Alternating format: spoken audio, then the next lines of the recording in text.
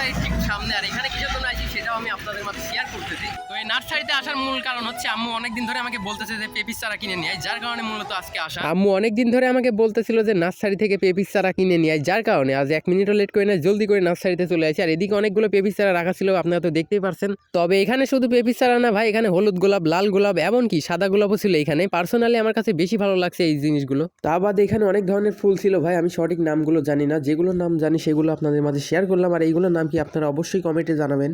আর আপনারা যারা আমার মতো পেঁপিস চারা নিতে যাচ্ছেন এখানে আসলে নিতে পারবেন ভাই, বিশ্বাস করেন এখানকার চারাগুলো অনেক সুন্দর। হ্যাঁ, এখানে একটা নার্সারিতে গিয়েছিলাম, ওইখানে কিন্তু ওইখানে পেঁপিস চারা পাওয়া যায় না, যার কারণে আরেকটাতে আসলাম। এদিকে আমি বাগানটা ঘুরে ঘুরে দেখতেছিলাম ভাই, পার্সোনালি আমার কাছে বেশি ভালো লাগছে এই নার্সারিটা। হ্যাঁ, আর আপনারা যারা এখান থেকে চারা নিতে যাচ্ছেন অবশ্যই চলে আসবেন। আর এখানকার লোকেশনটা হচ্ছে ঢুলটি থেকে, ঢুলটি বাজার থেকে একটু ভিতরে। আর এখানে টপের ভিতর করে উপরে ঝুলানো ছিল ফুলের চারাগুলো। আর এখানে মূলত নাইকেলের চারাও ছিল, আপনারা যারা নিতে চান নিতে পারবেন।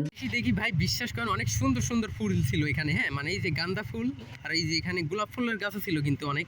অলরেডি কিনে ফেলছি পেঁপের চারা। এই যে আম্মু অনেকদিন ধরে বলতেছিল ভাই কি করার, আজকে যার কারণে আসলাম।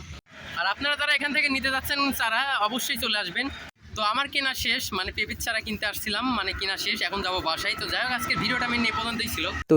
আজকের ভিডিওটা মেন নিয়ে পর্যন্তই ছিল। যারা নার্সারি আশপাশ থেকে আমাদের এই ভিডিওটি দেখছেন অবশ্যই পেজটিকে ফলো দিয়ে পাশে থাকবেন। দেখা হচ্ছে কোনো এক নতুন ভিডিওতে। আল্লাহ হাফেজ।